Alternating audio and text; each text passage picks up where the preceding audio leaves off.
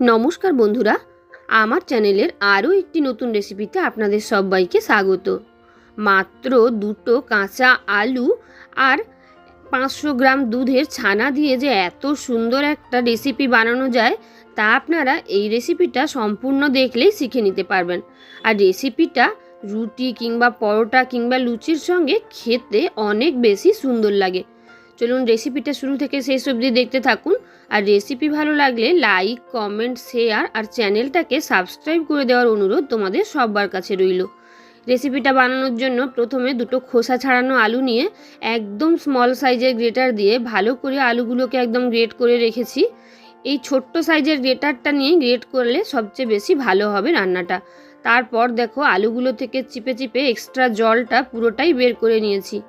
আলুগুলো আর আলাদা করে ধোয়ার দরকার নেই। এখানে নিয়ে নিচ্ছি প্রায় 500 গ্রাম দুধ থেকে কাটানো ছানাটা নিয়ে নিচ্ছি। এবার কয়েকটা মশলা মিশিয়ে নিচ্ছি। নিলাম হাফ চা চামচের থেকে একটু বেশি নুন, দিলাম অল্প হলুদের গুঁড়ো, হাফ চা চামচ জিরের গুঁড়ো, কাঁচা লঙ্কা কুচি আর সামান্য চিনি দিয়ে আগে ছানাটাকে ভালো করে মেখে নেব। তারপর ছানাটা মাখা হলে ছানার সঙ্গে আলুটা মিশিয়ে খুব ভালো করে মিশিয়ে নেব। আর আলুটা থেকে বন্ধুরা একদম চিপে চিপে সব জলই বের করে নিয়েছি। দেখো ছানাটা সুন্দর করে মেখে নিয়েছি। এবার আলুটা এর সঙ্গে মিশিয়ে সুন্দর একটা মিশ্রণ মেখে একদম পাতলা একটা নরম ডো তৈরি করব। আর এর সঙ্গে আলাদা কিছু মেশানোর দরকার নেই। সেক্ষেত্রে হয়তো ডোটা শক্ত হবে কিন্তু স্বাদটা অনেকটা খানি কমে যাবে। শুধুমাত্র ছানা আর আলু। দেখো সুন্দর করে মিশ্রণটা মেখে নেওয়ার পর একটা নরম ডো তৈরি হয়েছে। এর থেকে এবার ছোট ছোট করে বল কেটে নেব আমি। এখানে 500 গ্রাম দুধের ছানা আর দুটো আলুর মিশ্রণ থেকে 11খানা এইভাবে ছানার বল গড়ে নিয়েছি। এবার হাত ধুয়ে ভালো করে দুই হাতের সাহায্যে বলগুলোকে একটু চ্যাপটা চ্যাপটা করে গড়ে নেব, যাতে দেখতেও সুন্দর লাগে আর ভাজার সময় ভাজতেও অনেক বেশি সুবিধে হয়। দেখো সবগুলো বল সুন্দর করে দু হাতের তালুর সাহায্যে চ্যাপটা চ্যাপটা করে গড়ে নিচ্ছি। এবার এগুলোকে ভেজে নেওয়ার পালা।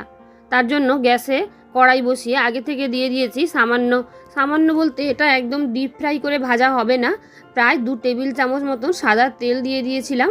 তেল গরম হলে তেলের মধ্যে এইভাবে ছানার বলগুলোকে দিয়ে আমি ভেজে নেব। আর বন্ধুরা তোমরা চাইলেও কিন্তু এটা ডিপ ফ্রাই করতে পারো, তবে ডিপ ফ্রাই না করলেই ভালো। যে ডিপ ফ্রাই করলে বেশ অনেকটা তেলের প্রয়োজন হয়, তাই ডিপ ফ্রাই না করাই ভালো। দেখো এভাবে একটু সময় নিয়ে গ্যাসের ফ্লেমটা মাঝারি অবস্থায় রেখে উল্টে পাল্টে বড়াগুলোকে আমি ভেজে নেব। একদমই তাড়াহুড়ো করা যাবে না, কেন কি বলগুলো ভীষণই নরম, তো যদি কাঁচা অবস্থায় থাকে তাহলে এভাবে নাড়ানাড়ি করলে ভেঙে যেতে পারে। একবার দিয়ে তারপর 2 মিনিট মতন রেখে মাঝারি আঁচে তারপর অন্য পিঠ উল্টে নিয়েছিলাম। প্রায় 4 থেকে 5 মিনিট মাঝারি আঁচে বড়াগুলোকে আমি ভেজে নিয়েছি। খুব সুন্দরভাবে ভাজা হয়ে গেছে। এবার এগুলোকে তুলে নেব আর একইভাবে বাদবাকিগুলো আমি ভেজে নেব।